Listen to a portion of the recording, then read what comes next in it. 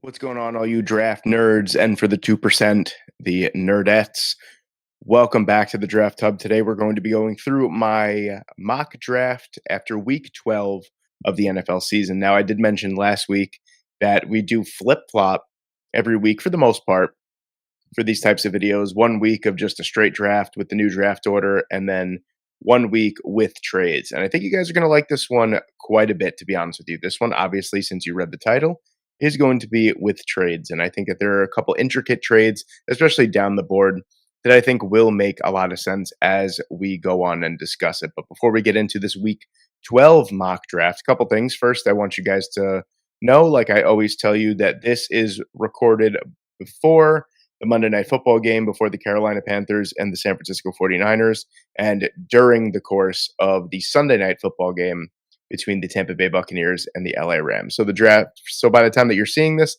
the draft order might be 1 or 2 picks off, but I do love putting this mock draft out Monday morning for you guys. Mock draft Monday. I mean, what's better than mock draft Monday?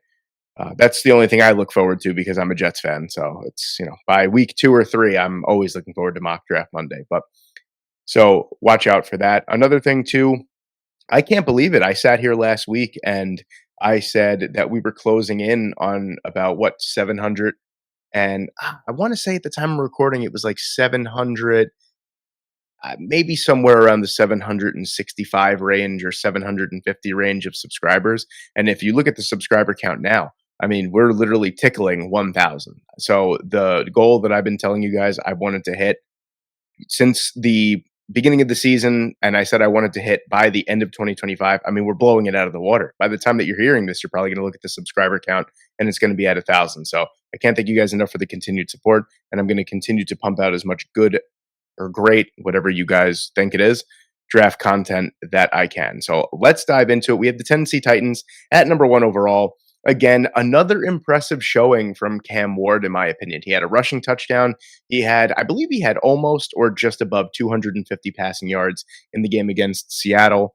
Now, I know that last touchdown came with like 30 seconds left, and he did have a passing touchdown. That's right, Chimere Dike, who is actually turning out to be a stud 4th-round pick. That was a pick that I went on this channel and said I really wasn't a big fan of. I thought there were better wide receivers on the board, but Tennessee clearly has something there between his punt return skills and the fact that he's blossoming into a receiver. They definitely have something there in Chimere Dike. But Cam Ward, again, I think I said it last week against the Houston Texans. I think this was his best performance as a rookie so far. Didn't turn the ball over, still got sacked like 5 times. That offensive line is just abysmal. And really, there's nothing I feel like I could do here because there's really no offensive lineman I think worth taking at the number 1 overall pick. And that's kind of what leads me to sticking and picking here at number 1. I usually go on record saying that if you are not in the market for a quarterback and you have the number 1 overall pick, you probably should be trading that to get, an absolute haul of picks or players or anything like that. But I truly don't think that there is a player worth trading up to the number 1 overall pick because I'm going to sit here. I'll spoil it. I'm going to trade the number 2 overall pick. But the cost of trading the number 2 overall pick and the cost of trading the number 1 overall pick are so different. It's actually ridiculous. So again, I don't think any team is willing. I don't think there's a single player in this draft class that's truly worth trading up to the number 1 pick to get. So I think the Tennessee Titans are going to have to stick and pick here at number 1, and they're going to take Arvell Reese. That's going to be the pick that I'm going to make here. I just think it makes the most sense for the Titans and their needs, especially on the defensive side of the ball. He takes care of so many things on the defensive side of the ball. Great coverage linebacker, fantastic blitzer, just a fantastic run support player. He's one of the 3 players that I think is borderline generational. I did have an argument with someone in the comments of last week's mock draft about that term. I don't use it lightly, and I've gone on record in a couple of drafts that I've said that there's no generational players. I think the only person in 2024 I said was generational was Brock Bowers, and I think this year he had an injury and he's been, he has Geno Smith as his quarterback, so he's not playing as well. But I still think I hit on that one. But I think Arvell Reese is borderline generational. I think he solves a ton of problems for the Tennessee Titans. If they win a couple games in the last, I want to say 6 games they have remaining on their schedule, if they win a couple of those games and they move down towards like that 5 or 6 range to stick and pick, I would say, yeah, definitely get an offensive lineman there. But at one, I just can't justify it. At number two, you have the New York Giants. Now, I think the Giants are one of the most fun, like 2-10 teams ever. I love watching Jameis Winston play. I love watching Jackson Dart play. Whenever Russell Wilson gets a chance to take a snap, it's always an adventure too. They are a fun team to watch, and that was that probably the game of the week, honestly, between the New York Giants and the Detroit Lions. Fantastic overall game, but the Giants, I think if they're picking at number two, last week I took Caleb Downs. People were not a fan of it. I still love it. But since this is the mock draft where I do trades, we're going to trade this pick. We're going to trade down, and it makes a lot of sense here. And it makes sense for the Cleveland Browns. The Browns are a little bit out of range for one of the top two quarterbacks that I think is. I will go on record, and someone will not listen to this, and they will still comment it, and I will 100% point it out. I don't think Dante Moore comes out in 2026. He has kind of gone on record in saying that he's going to stick it at Oregon. Things can change, but until something changes from the reports, I'm going to wipe Dante Moore off of these mock drafts because I do believe that if he did declare for 2026, he'd probably be one of the only three quarterbacks I think are worth first round picks. So at two, the Giants, I would love to draft a safety. I'd love to draft Jordyn Tyson. At two, it's a little too rich for my blood in this type of mock draft here. So we're going to trade down with the Cleveland Browns. The Browns, like I said, are a little bit out of that range. They're behind the Jets. They're behind the Raiders. There are two teams that are starving for quarterbacks right now. So I think the Browns make that move. And I will try and I know people are going to sit on their pedestal and they're going to be like, oh, that is definitely not the draft compensation. Yes, I obviously know that is not the draft compensation that is going to get the job done. But the Browns kind of destroyed the market last year with that trade down with the Jacksonville Jaguars. I really don't know what any of these top 5 to 8 picks are worth at this point. It was such a brazen trade from the Jacksonville Jaguars. It felt like they gave up so much just to move up a couple spots. That's why I feel like I genuinely don't know what it would look like. I'm thinking it's something like this on the 2026 side, and then like a first, maybe a second. Not both, maybe a first or a second would probably get the job done. And this is the trade that we're going to make here. We're going to make the Cleveland Browns pick at number 2, and they're going to take Fernando Mendoza. I do love Ty Simpson. I love Fernando Mendoza a lot more. I think Mendoza is a more pro-ready quarterback to where Ty Simpson might have a higher ceiling at the NFL level with development. Mendoza is someone that the accuracy has been basically fully developed at this point. Some people have concerns about his arm strength. I don't. I think Fernando Mendoza has a great arm, can make every NFL throw. Very good under pressure from what the grades tell me as well, and from what I've watched from some of the games. I think Mendoza's the guy, and I think he's hilarious as well, too. And I think that's such an important aspect of being a franchise quarterback. You got to have a personality. And if you watch any of Fernando Mendoza's interviews, you know that Mendoza is certainly a character. So you have the New Orleans Saints here at number 3. And again, I don't know. There's a couple teams that I think might be willing to make the jump with the Saints. I think the Saints are kind of content picking here at number 3. I think that they have a player on their board that they really want to take, that they want to build around the nucleus of their defense, and that's going to be Ruben Bane Jr. If a player of Ruben Bane Jr.'s caliber falls into your lap at number 3 overall, I feel like even if you get a great offer to move down, I feel like you really can't. I feel like you have to stick and pick. And I think this is a pick that I make quite a bit. I think Ruben Bane Jr. makes just so much sense for the New Orleans Saints. Their defense is getting older, is getting slower, and Ruben Bane Jr. is the most well-rounded defensive end in the class, in my opinion. And I think that he is probably, I don't want to go out there and say the best defensive player because I do think Arvell Reese and maybe Caleb Downs could be better at the NFL level, but I'm going to say that he will be in the running for the best defensive player in the class in a couple years' time. Now you have my New York Jets here at number 4, and I'll be quite honest with you guys. I don't think that the Jets really have any interest in Ty Simpson here at number 4. It's kind of noteworthy that the Jets really haven't sent any of their scouts down to Tuscaloosa to watch Ty Simpson. It's really been all Fernando Mendoza. And since Mendoza is off the board, I'm thinking that the Jets are looking to trade down at this point because, they have a bevy of picks. They have 2 first-round picks this year. They have 3 first-round picks next year. I think that the Jets are trying to speed run this rebuild. And who's going to play quarterback for the Jets in 2027 or 2026 rather? We don't know. We truly don't know.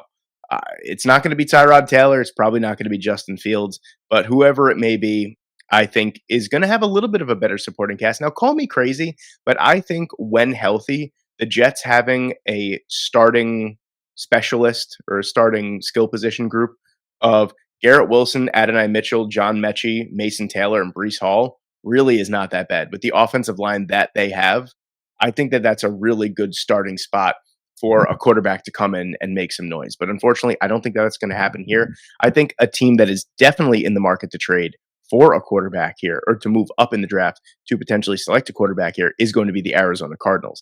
And I think I made this trade a few weeks ago saying that Kyler Murray would be a part of this pick, a part of this trade, because it just makes sense long term for the Jets.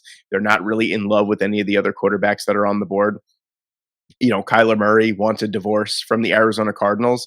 I think it would make sense. We're going to hold off on that now. We're going to say that the Cardinals traded Kyler Murray to the Steelers. Let's just say that. That's what happened here. So we're just moving up for a quarterback at this point. And it's going to be expensive because the New York Jets know that the Arizona Cardinals at this point want a quarterback. And I think it's going to look something like this. It's going to be expensive for the Cardinals to move up, but I think that they're going to make this move here, and they're going to move up and they're going to take Ty Simpson. I know it might be, and especially the reason why is because if the Jets show any interest in trading down, I think that a team like the Cardinals will definitely take the bait because they have the Raiders sitting right behind them who are definitely primed to take a quarterback. So you jump the Raiders and you get your franchise quarterback of the future. So they're going to take Ty Simpson here at number 4. For the Raiders here at 5, I'm content with sticking and picking the best player available. And in my opinion, because I think the Raiders truly need like everything. Maybe the only 2 positions on the roster that don't need some kind of spruce up, or maybe 3. I'd say on the offensive side, left tackle, running back, tight end, you're good. And then on the defensive side, as long as Max Crosby is still breathing, he's obviously the best defensive player on the Raiders. But other than that, I think every single position needs an upgrade. Caleb Downs is on the board. You guys might not like it. I personally don't care. I think that the Raiders the last couple of years have kind of went luxury. I don't think that they look at positional value as strongly as other teams do because case in point, their last 2 first-round picks were a tight end and a running back. And those were both inside the top 10, right? Brock Bowers was 12, I'd want to say. So that's more in range where I'd be comfortable taking a tight end. But I believe Ashton Genty was a 6 or 7, something like that. I think Caleb Downs at number 5 is well within range. I think he's a player that can do everything you want.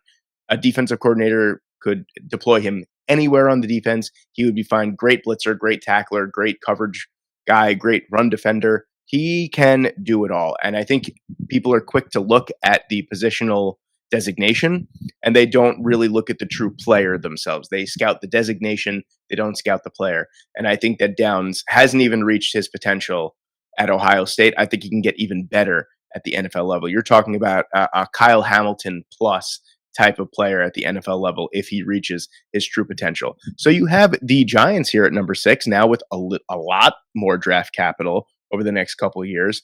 And we're going to take Jordyn Tyson. I think it's not a guarantee. I mean, with the ACL, with the whole knee construction that Malik Neighbors basically needs, it's no guarantee he comes back as the same player. And even if he comes back as 60% of the player that he is, he's probably still a top 15 wide receiver at the very worst. But I want to cover my butt here. We have Jackson Dart. We have our franchise quarterback in place. I think you got to go out there and you got to get him another weapon. Imagine an offense with a healthy Malik Neighbors, a Jordyn Tyson, and a Wan'Dale Robinson. I mean, that's really with Cam Scadaboo and Theo Johnson and Daniel Bellinger. I mean, that's a really nice young offense for a quarterback to work with. Now, I am a huge fan of that. That's exactly what I'm going to do here. I think Jordyn Tyson is a slam dunk, grand slam type of pick for the Giants there at 6. At 7, you have the Commanders. Now, they kind of have their pick of the litter when it comes to edge rushers. I'm not so in love with the fits for the type of edge rusher that Dan Quinn is looking for. My pick probably would be Keldric Faulk if I were to take one, but I don't know. I just think I don't know. Keldric Faulk is a player that continues to kind of concern me as the weeks go on, and we'll get more into that literally with the next pick. Spoiler alert here, but we're going to take Carnell Tate here at number 7. I know maybe 2 wide receivers inside the top 7 doesn't look great for some people, but I think this is very necessary. Noah Brown's a free agent. Deebo Samuel is a free agent. Terry McLaurin is on the wrong side of 30. I think this offense definitely needs a shot in the arm, and Carnell Tate is probably the most polished receiver in this class that doesn't have really many areas of concern. Whereas like Jordyn Tyson is a great player, and I think he's a little bit more athletic than Carnell Tate, but he has injury concerns as he has 3 of his seasons cut short in college due to injury.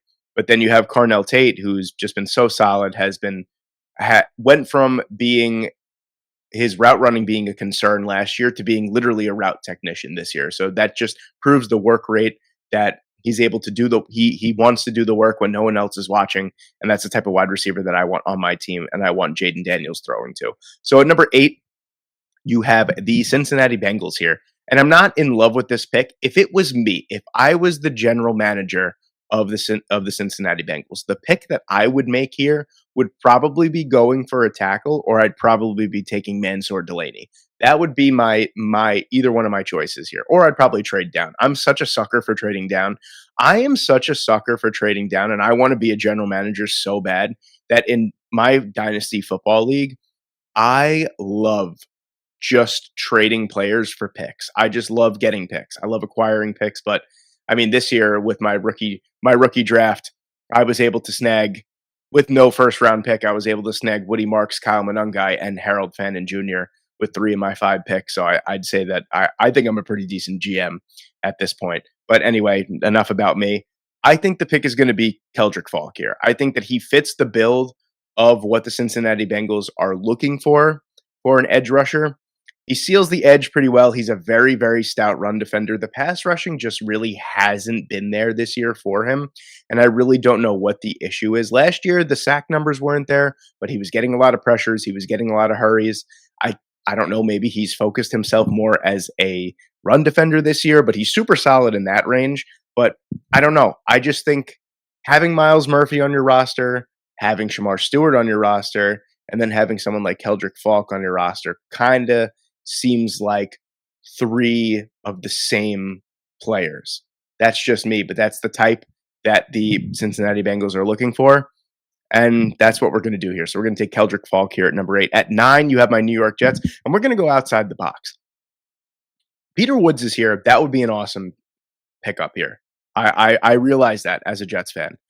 I'm going for the splash pick here, especially since I'm not so pressed to take a defensive tackle here when we still have 2, we have 9, we have 28, we have 36, and then we have the Cowboys second round pick. I'm not pressed to take a defensive tackle. I'm hoping someone like a Christian Miller, like a Kaden McDonald, like a Dominique Orange, Big Citrus kind of falls to the second round. I'm able to scoop them up there. I'm not going to take a defensive tackle at number 9 here, despite the fact that I think Peter Woods is a phenomenal player.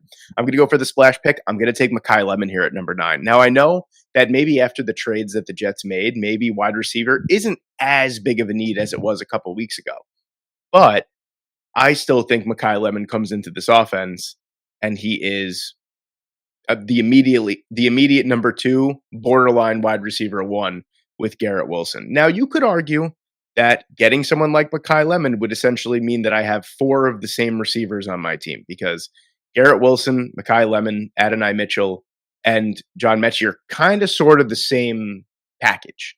Those are guys that are going to route you up, that are going to create natural separation with their speed and their quickness. They're really not going to win contested catches. They're not going to win with violence and strength down the field. It's just not going to happen. But there will be a ton of space on the field. I really don't care. I think Makai Lemon would be an unbelievable addition to this offense. It would immediately open up more opportunities for Garrett Wilson as well. So that's really what I want to do in this offense. And Mason Taylor. Mason Taylor is a heck of a player for the Jets. Just turned 21 years old, is having a really, really nice rookie season. I want to open up this offense for guys like Garrett Wilson and Mason Taylor. And I think Makai Lemon is the best wide receiver in the class at opening up the offense and creating space naturally on the football field. So we're going to take Makai Lemon at number 9. At 10, you have the Miami Dolphins. Very easy pick here. I'm going to take Mansour Delaney. I think this makes a lot of sense. They have the secondary sucks, to put it lightly. And not only that, they have like 3 or 4 key free agents at the cornerback position for any guys that are left on the roster. Mansour Delaney immediately steps in and he becomes the number 1 cornerback on this team. I think that's exactly what you could do here with that number 10 overall pick. So at number 11, you have the the Rams, the other LA team, and they're kind of bummed. They just saw Mansour Delaney go off the board here at number 10. At number 11, they don't fret. They could take. Now, I don't know the extent of the Spencer Fano injury. Admittedly, I haven't looked it up since it happened last night, Saturday night. But I can tell you that I still think he's a first round pick, unless it's a catastrophic knee injury. I still think he is one of the best, if not the best tackles in this class from the right side. And I think that's exactly what the Rams need. They need to retool their offensive line this offseason. Rob Havenstein is 34 years old and a free agent. I think he's as good as gone. You get someone like a Spencer Fano or a Francis Mauigoa. Either way, I don't think you can go wrong with this pick here, but we're going to take Fano because he's on the board. And you get your right tackle of the future, and you keep as long as Matthew Stafford wants to play, I'm going to try and protect him and surround him with as many weapons as I possibly can. At number 12, you have the Minnesota Vikings, and I always take Jeremiyah Love here. I'm not going to do it. I'm going to take Peter Woods here at number 12. I think this pick makes a lot of sense for the Vikings. Long term, they're kind of looking a little bleak past this year and next year at the defensive tackle position. I think getting someone like Peter Woods to kind of rotate in and out of a Brian Flores defense would be devastating for opposition teams. I think it clearly seems like the defensive line just can't generate pressure in run defense. They can't penetrate. They cannot, crush rushing lanes. They just can't do it. And I think Peter Woods is a player that if you add him to that defensive line, I think he'd immediately make them a top 10 run defense. And he could also pressure from the inside too. He's just a pocket collapser. He's a disruptive playmaker. And I think that the Vikings at this point would kind of value someone like Peter Woods maybe a little bit higher than Jeremiyah Love. But to play devil's advocate, Jeremiyah Love is by far the best running back in this draft class, and this draft class past Jeremiyah Love really isn't that great. So maybe you'd want to go out and get the best running back in this class. But for right now, we're going to stay safe, and we're going to take Peter Woods. At number 13, you have the Dallas Cowboys. I made this pick last week. People didn't like it. I'm going to make it again because I just think it makes sense. I think it makes sense for what the Cowboys need. It makes sense for what Jerry Jones likes on his defense. And that's going to be Sonny Styles. I think that Sonny Styles is so overshadowed by Arvell Reese that people kind of forget how good of a player he is. This is a ultra athletic, extremely smart, long linebacker. 6'4", 245 pounds, incredible wingspan. He blows up passing lanes. He could sack the quarterback at a phenomenal rate at the off-ball linebacker position. I think this is a huge need for the Dallas Cowboys, and I think it's kind of overlooked, especially with DeMarvion Overshown coming back and playing a very, very nice game against the Philadelphia Eagles. But people might say, we don't need a linebacker. You definitely need another linebacker. And I think Sonny Styles is an incredible player to add to this defense and immediately makes them a much, much better unit. So at 14 here, the Carolina Panthers are kind of stuck in no man's land. So here's what I'm thinking. The Detroit Lions are sitting at number 18. Now, even after a win, I believe that they I don't remember off the top of my head. I think they were sitting at 21 last week. After winning, they're up to 18. If I continue to creep up to this spot around the 15 range, I'm going to make a trade up for an edge rusher if I'm Detroit, because I'm kind of sort of playing with house money. It's not going to cost nearly as much to move up. Now, the Carolina Panthers are sitting here going, whoa. We want an edge rusher. So what are you going to give us? Now that's tough because the Detroit Lions don't really have too much to offer here, but I think something along these lines would be maybe even a fourth. It doesn't even have to be a third round pick. Maybe something like this, a future fourth and a fourth round pick here to move up 4 spots to get that edge rusher. Now, the only reason why I'm moving up here is because I'm worried, as Brad Holmes, I am worried that Carolina is going to take the player that I want the most, and that Kansas City might take an edge rusher too. That's also on the table. So I want to skip over those teams. I want to make sure that I solidify getting the player that I want. And that's exactly what I'm going to do. I'm going to force this trade here. We're going to move up a few spots, and we're going to take David Bailey here. I think this would be the perfect addition to the opposite side of Aiden Hutchinson that I feel like the Detroit Lions have been looking for since they drafted Aiden Hutchinson. I think that this would be just absolutely perfect. I mean, you have kind of two of the same edge rushers. I think Aiden Hutchinson's a little bit, I mean, he's way better of a run defender than David Bailey. He's a little more power to speed, where David Bailey is just bend, speed, just precision off the end.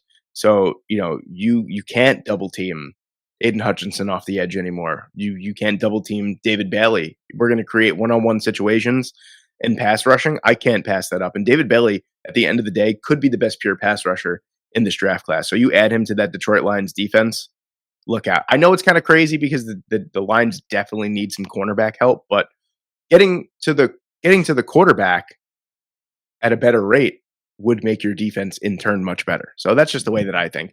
The Kansas City Chiefs, number 15 here, they really gutted out a win against the Indianapolis Colts at home.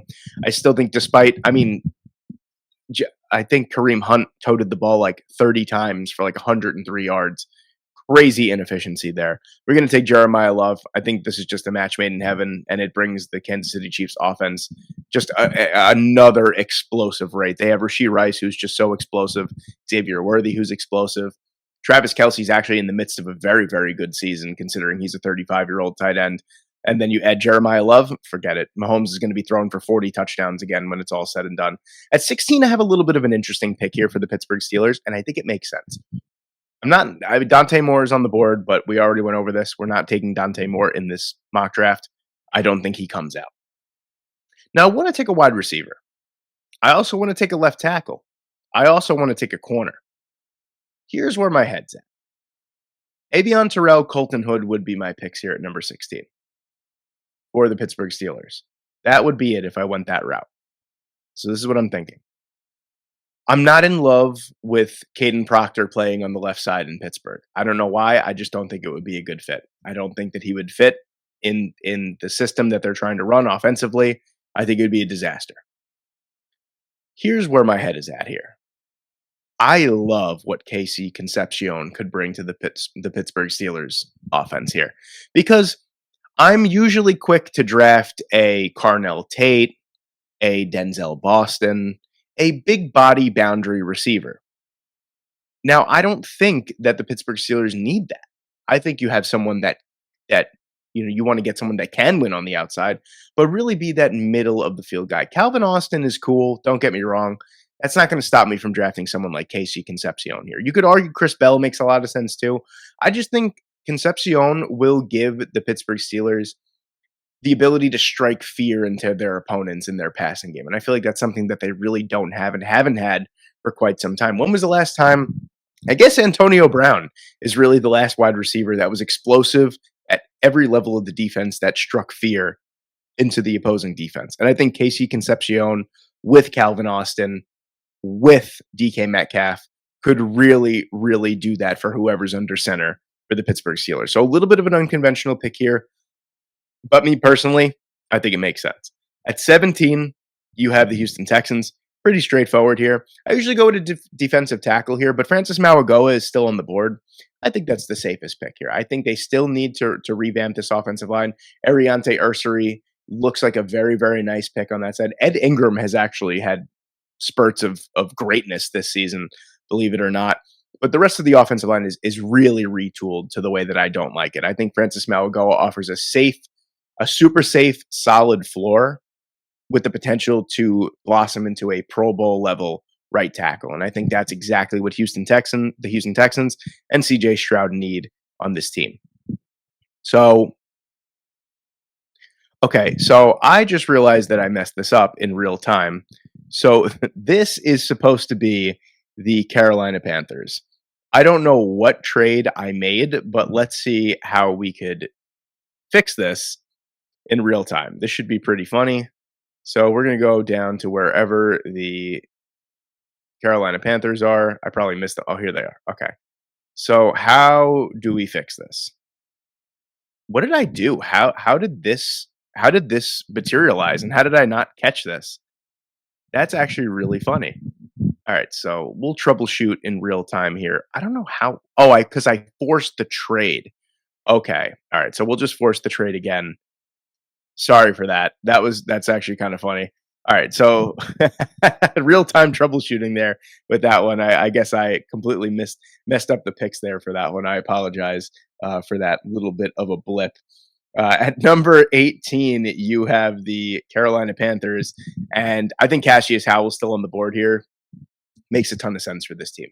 Again, he's not going to offer really much as a run defender, but man, as a pass rusher, he's ferocious. He's potentially the best pure pass rusher in this draft class. And I think this Carolina Panthers team could really benefit from just a pure dominating edge rusher. And I think that's what Cashius Howell can bring. I personally think he's a top 10 player in the class. And I think they're getting a steal here at number 18.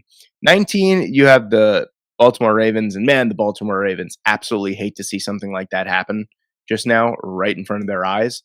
But we are still going to take TJ Parker here. I think Parker is good. He was way better last year. I've kind of cooled on him, but I still think at 6'3", 266 pounds, he's a little bit more of an edge rusher long term that I think the Baltimore Ravens would be thrilled to get. He's someone that will be able to start right away. He will be able to set the edge. He'll be more of a run defense oriented defensive end.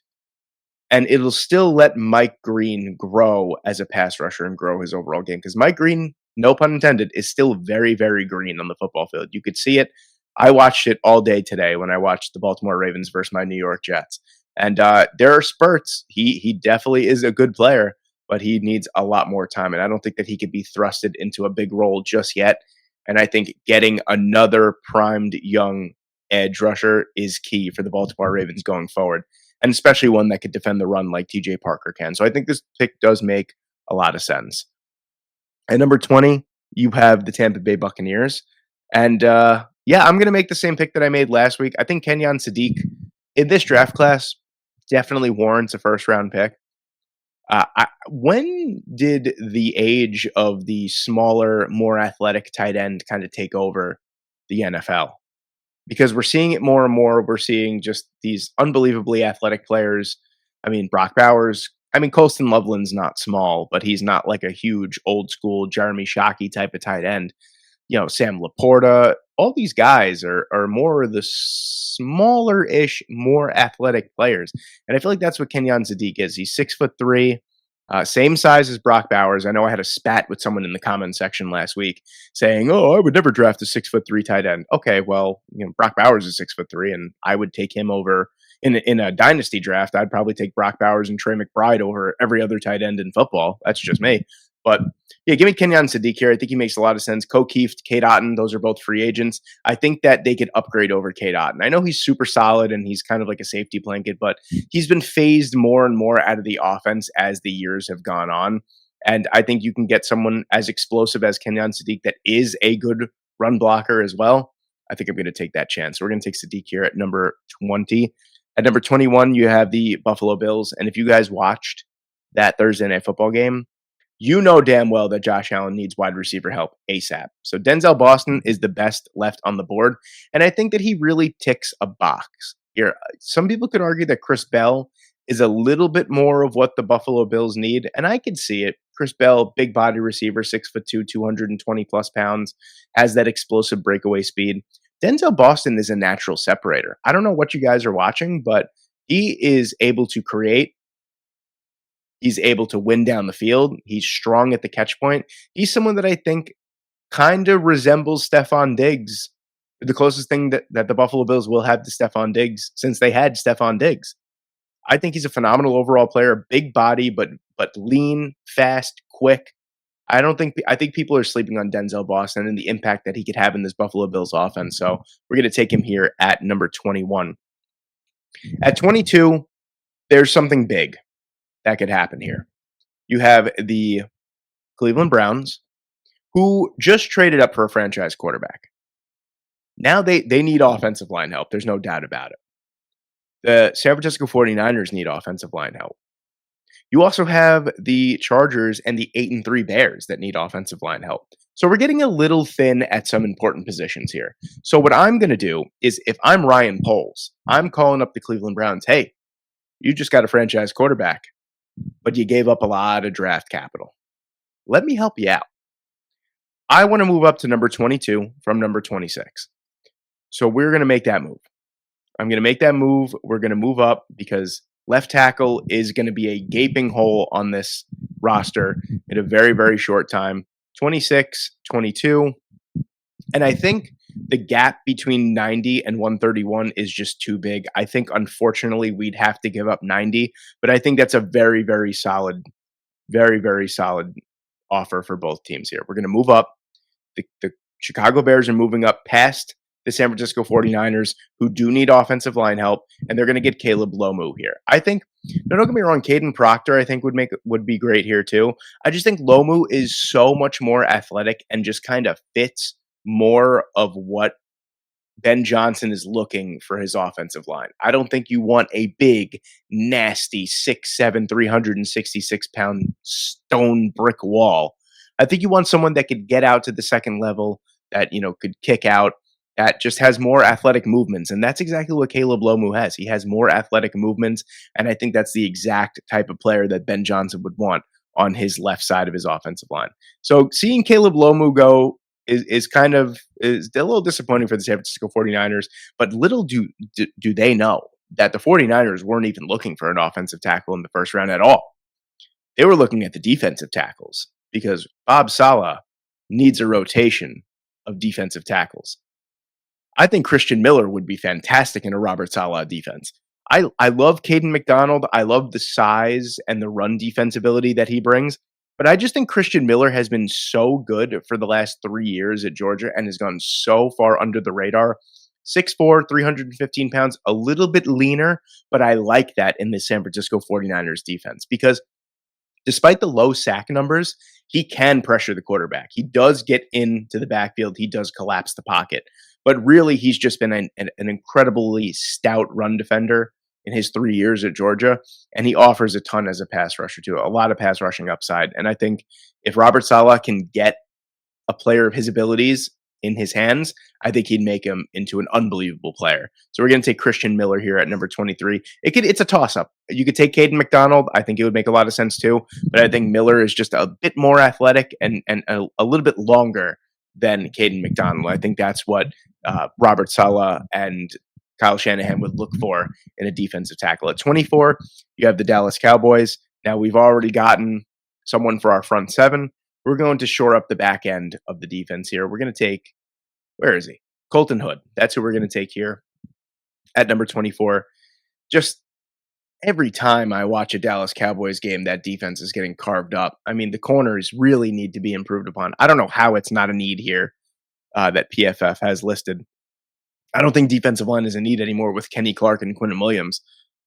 Maybe edge rusher, I could see. At this point, I'm not really in love with the rest of the edge rushers that are on the board. I like Romello Height. I don't really think he fits that great in this defense, to be honest with you. But I think Colton Hood is just so well-versed as a zone cover corner and as a man corner. He literally is a little bit more of a watered-down version of Mansour Delaney. I think Delaney is a little bit more of a fluid athlete than Colton Hood is. And I think he possesses just a bit more speed. But Hood is a really, really sound cornerback, and I think he'd be a great fit for this Dallas Cowboys defense. At 25, I'm not going to explain this pick. Olaivavega is going to be the pick. I've made this for the past like 3 or 4 weeks here, but it just makes the most sense for this Los Angeles Chargers team. The interior of the offensive line absolutely needs to be upgraded upon. There's no excuses here. How about the Browns? The Browns trade up. They get a franchise quarterback. They trade down, and they still get a left tackle of the future. I'm going to take Kaden Proctor here at number 26. A little bit of moving around for the Cleveland Browns, but they get an absolute haul. They get Fernando Mendoza. They get Kaden Proctor, and they're setting themselves up for some great things down the line. 27, I like Avieon Terrell at this spot. I do. I think interior of the offensive line is more of a need, especially since the interior of the offensive line or the guard class, the center class just isn't really that good this year.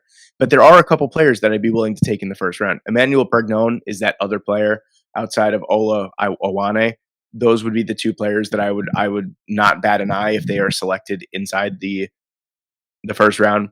Pregnon, really, really solid, easily the best offensive lineman for the Oregon Ducks so far this year. If you watch that game against USC, since it was nationally televised on what I think it was CBS, just stonewalled the entire defensive line of the Trojans. And if there was any doubt left, I think this would be a great addition. It allows the Seattle Seahawks to move some interior offensive line pieces around. It allows them to kick Anthony Bradford the hell out of Seattle. And I think that Seattle Seahawks fans would absolutely love that. So we're going to take Pregnon here at 27. At 28, you got my New York Jets with their second first-round pick. And I love Kaden McDonald. I do. I want to do it, but I'm not going to. I think that Aaron Glenn is going to want a corner that he sees himself in, if that makes sense. And I think Chris Johnson is a player that Aaron Glenn can see his former self in. He's feisty. He's nasty. He's a great tackler. He's great in zone. He's great in man. He's just an all-around, really well-rounded corner. Now, I know the small school from the Mountain West. I know small school prospects kind of kill some people's vibes. I get that. But Chris Johnson has been borderline exceptional this year for the Aztecs. He's really the reason why that defense has been as good as they have been. And I think, is he the most athletic? No. Does he have plenty of athleticism? Yes. And that's exactly what I think they're looking for. He's just such a heady football player. I really like what A.Z. Thomas has done for the Jets so far this year in the short time that he's been starting. Brendan Stevens has actually turned a corner. He's actually been playing very, very well for the Jets this year. And Aaron Glenn has his corners playing very, very hard. I think Johnson would have no problem playing in the slot, maybe even A.Z. Thomas, honestly. He's so versatile. He can go anywhere. I think this is exactly what Aaron Glenn wants to shape into a cornerback of his own. So we're going to take Chris Johnson here at number 28. At 29, this is an easy pick for the Eagles. Avieon Terrell fits that Vic Fangio defense very, very well. I think this pick immediately strengthens that secondary. You just saw CeeDee Lamb and George Pickens absolutely carve up that secondary. You know that they need some secondary help.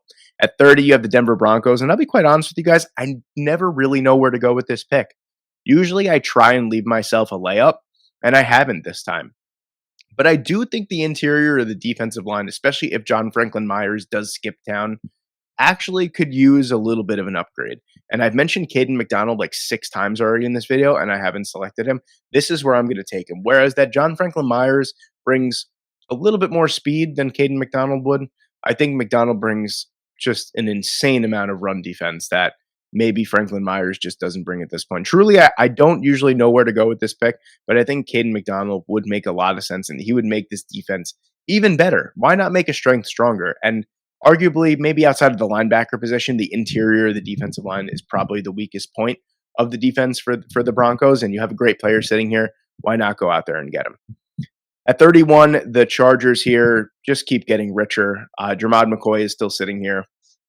I'm a little nervous with him not playing, but he is practicing, so that's good. Step in the right direction. Hopefully he'll be fully healthy and fully behind this ACL injury by the time that the draft rolls around. I'm going to take a chance here, but I think Jermod McCoy would be that standout number one corner that the Rams are kind of sort of missing. Even though their secondary is great, I still think they're missing that true boundary number one guy, and I think Jermod McCoy could easily be that player for them. Then at number 32, I looked at the roster for the Patriots. I usually go with an edge rusher. I'm going to hold off. I'm not in love with the edge rushers that are on the board in a fit for a Mike Vrabel defense.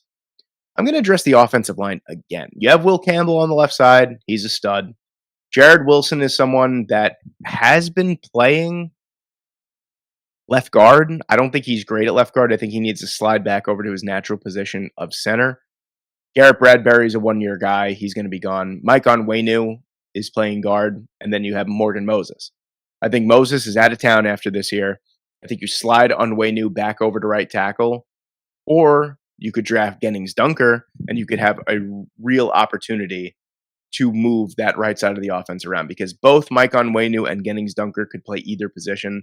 So you just kind of keep retooling that right side of the offensive line until you get it right.